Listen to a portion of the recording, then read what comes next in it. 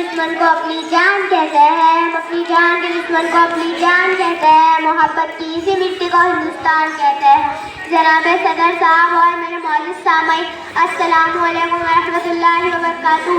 آج ہم سب مل کر اپنی آزادی کا جشن منا رہے ہیں۔ یہ دن ہمارے لیے بہت اہم ہے، کیوں نہ کہ اسی دن ہمارے ملک کو غلامی کی زنجیریں توڑ کر آزادی ملی تھی۔ آزادی کے لیے ہمارے بزرگوں نے بہت قربانیاں دی اور اپنی جانوں تک نثار کر دیا تاکہ ہم آزاد ہو سکیں۔ آج ہمیں ان کی قربانیوں کو یاد کرنا چاہیے اور انہیں سلام پیش کرنا چاہیے۔ آزادی کے بعد ہمارے ملک نے بہت ترقی کی ہے۔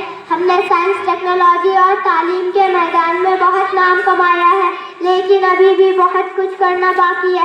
آئیے ہم سب مل کر عہد کریں کہ ہم اپنے ملک کو مزید ترقی کی راہ پر لے جائیں گے۔ ہم تعلیم، صحت اور غربت کے خاتمے کے لیے کام کریں گے۔ ہم اپنے ملک کو ایک مضبوط اور خوشحال ملک بنائیں گے۔ دو سلامی اس ترنگے کو جس سے ہماری شان ہے، دو سلامی اس ترنگے کو جس سے ہماری شان ہے۔